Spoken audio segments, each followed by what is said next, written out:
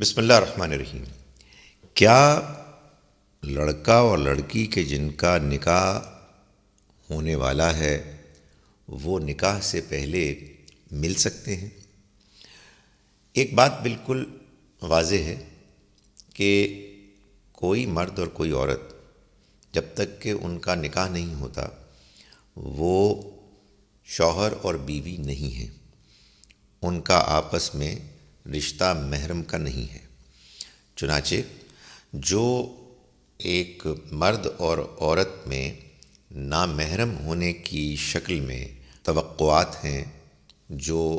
اصول ہیں کہ جن کو کہ پیش نظر رکھنا چاہیے، ان کو بہرحال پیش نظر رکھنا ہے، اور وہ قرآن مجید کی روشنی میں یہ ہیں کہ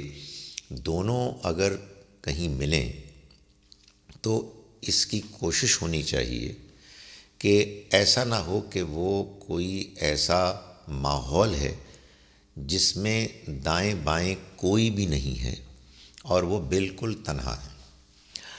انہیں گفتگو میں اپنی نگاہ کو پاک رکھنا ہے اور انہیں اپنے لباس کو باوقار، سلیقے والا اور باحیا رکھنا ہے، یعنی انہیں اپنی شرم گاہوں کو اچھی طرح سے ڈھانک کر رکھنا ہے اور ایک حد میں رہ کر کوئی بات کرنی ہے۔ خاتون اگر زینت سے آراستہ ہیں، یعنی میک اپ کیا ہوا ہے یا انہوں نے زیورات پہنے ہیں، تو پھر سوائے چہرے، ہاتھ اور پیر کی زینت کے انہیں ہر جسم کا وہ حصہ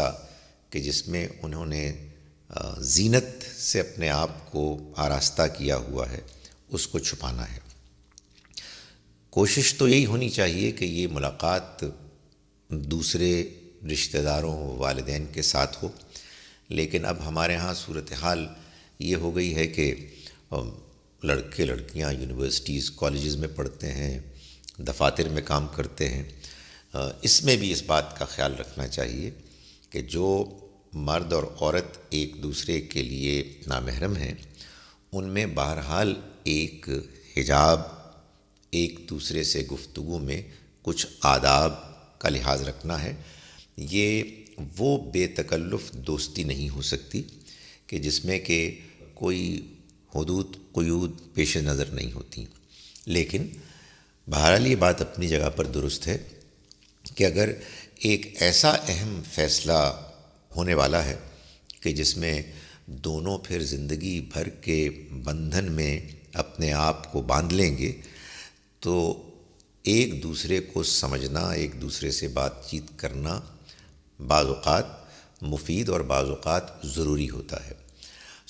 ان دونوں چیزوں کو ملحوظ رکھتے ہوئے،